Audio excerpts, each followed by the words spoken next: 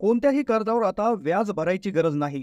घरासाठी कर्ज, गाडीसाठी किंवा मोबाईल किंवा क्रेडिट कार्डच्या माध्यमातून कुठलंही कर्ज तुम्ही घेतलं असेल, तर आता बँक किंवा कोणतीही फायनान्स कंपनी तुमच्याकडून व्याज आकारू शकत नाही.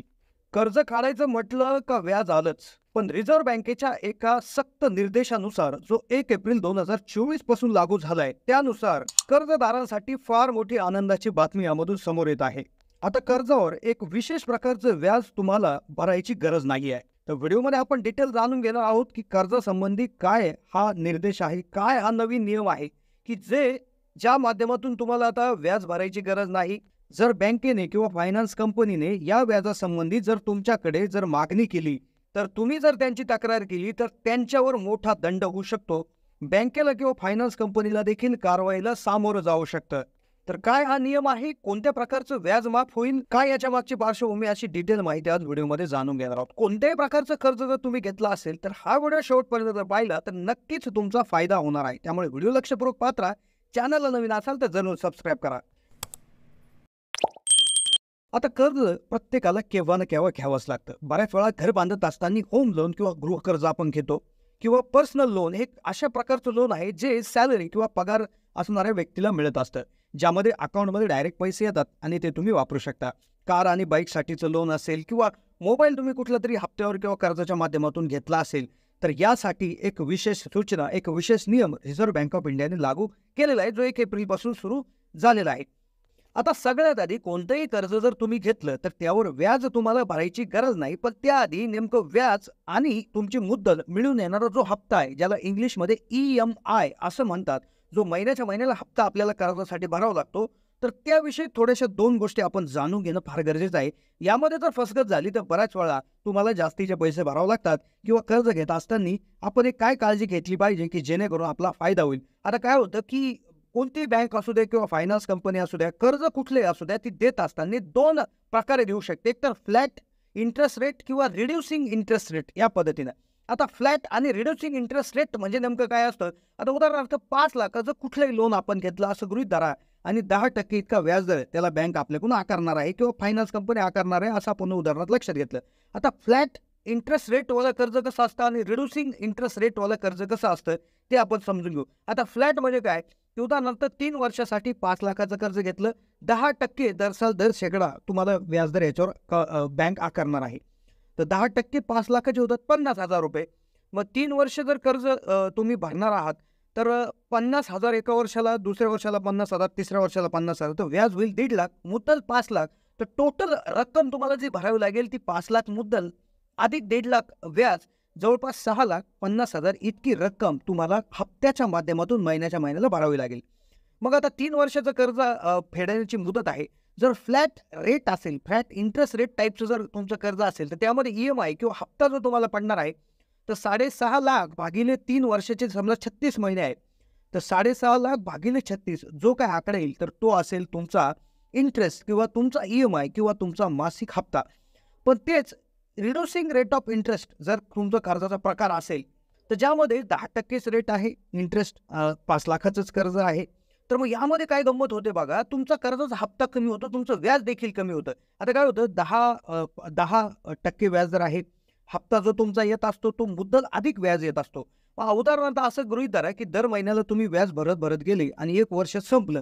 1 वर्ष संपल्यावर तुम्ही असं गृहीत धरा की 1 लाख रुपये तुम्ही भरून टाकले. मग तुमची मुद्दल किती शिल्लक राहिली? 4 लाख रुपये. तर दुसऱ्या वर्षापासून फक्त 4 लाखावर तुम्हाला व्याज लागणार आहे. म्हणजे जितकी मुद्दल तुम्ही भरत चालता ती तुमच्या मूळ मुद्दलेमधून वजा होत तितक्याच राहिलेल्या मुद्दलावर व्याजदर लागत चालतो, ज्यामुळे तुमचा हप्ता प्रत्येक वेळेस कमी होऊन येतो, तुमचं लागणारं व्याज देखील कमी होऊ शकतं. म्हणून याला रिड्युसिंग इंटरेस्ट रेट असं म्हणतात. मग फ्लॅट इंटरेस्ट रेटवालं कर्ज घ्यायचं की रिड्युसिंग इंटरेस्ट रेटवालं कर्ज घ्यायचं, याविषयी चौकशी करूनच कर्ज तुम्ही घेतलं पाहिजे. या 2 ऑप्शनविषयी माहिती घेतली पाहिजे. आता गंमत कुठे होते, कुठं व्याज तुमचं आकारलं जातं आणि कोणत्या व्याजामधून माफी तुम्हाला मिळणार आहे रिझर्व्ह बँकेच्या नवीन नियमानुसार, ते एकदा आपण पाहूया. आता काय होतं, जेव्हा EMI किंवा हप्त्याची तारीख येते तर बऱ्याच वेळा काय होतं की कोणतीही कंपनी असेल किंवा बँक असेल ती डायरेक्ट बँक अकाउंटमधून तितका हप्ता कट करून घेते.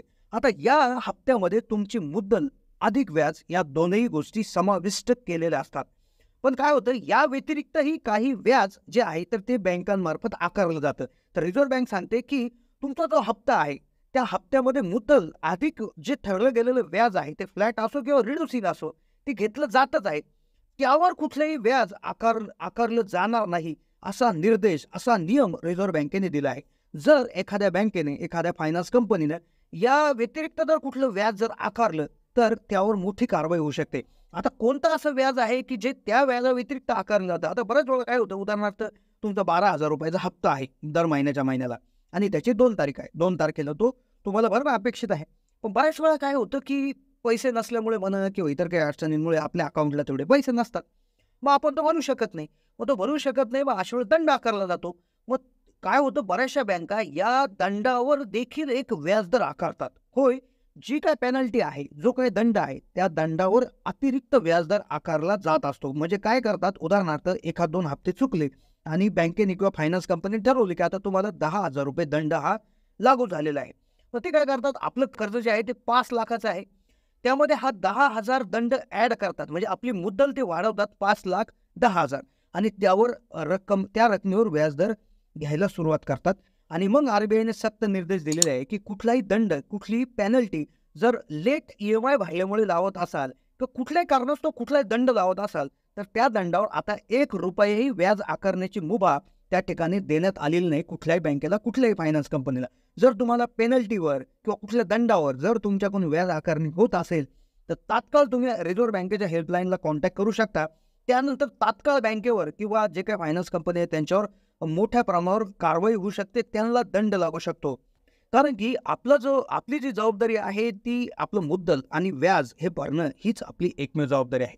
जो दंड लावला जातो तो कदाचित माफही होऊ शकतो, तो माफीस पात्र आहे. त्यामुळे ती जी काही पेनल्टी आहे त्या पेनल्टीवर व्याज जे आकारलं जातं, हे छुपं व्याज किंवा हिडन इंटरेस्ट याला असं म्हटलं जातं, तर तो कुठल्याही प्रकारे लागू करण्याची किंवा तो कस्टमर ग्राहकाकडून घेण्याची मुभा रिझर्व्ह बँकेने सक्तपणे नाकारलेली आहे. आणि ज्या बँका, ज्या फायनान्स कंपन्या अशा प्रकारच्या दंडावर व्याजदर वसूल करतील, तर त्यांच्यावर प्रचंड मोठी कारवाई त्या ठिकाणी होऊ शकते, असं या नियमांमध्ये वर्तवण्यात आलेलं आहे.